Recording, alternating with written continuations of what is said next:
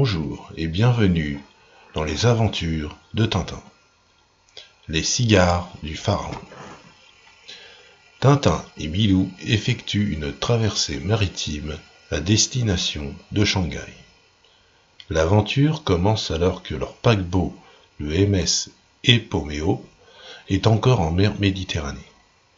Il y rencontre l'égyptologue Philemon Cyclone, un personnage distrait à la recherche du tombeau du pharaon Kiosque, ainsi qu'un milliardaire, Roberto Rastapopoulos, propriétaire de la firme Cosmos Pictures.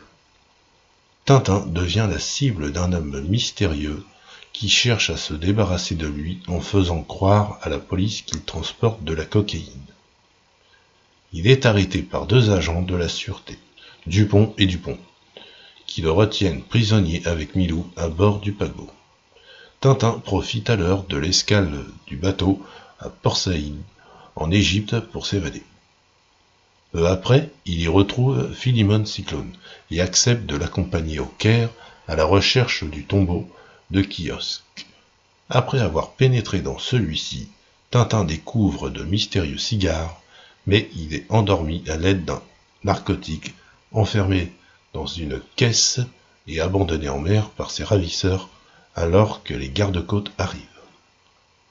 Finalement, recueilli par un poutre, il débarque en Arabie, où les Dupont sont toujours à sa recherche. Tintin rencontre de nouveau Rastapopoulos, qui tourne un film dans le désert et vit toute une série de péripéties.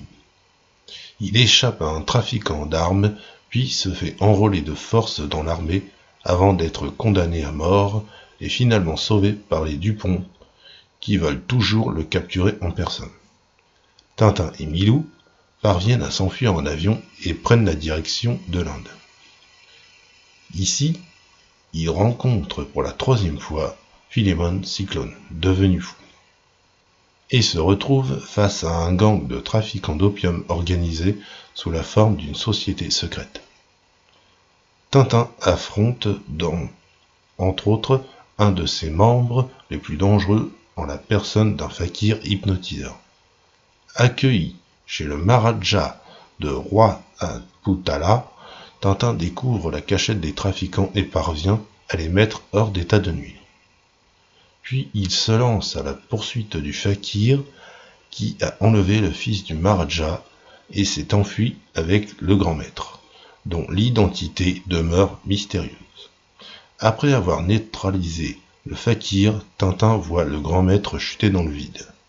Il délivre le fils du Maharaja et de retour du palais, découvre que les cigares contenaient l'opium en question. L'intrigue se poursuit dans l'album suivant, le Lotus Bleu. C'était les aventures de Tintin. Je vous donne rendez-vous bientôt pour un nouveau numéro.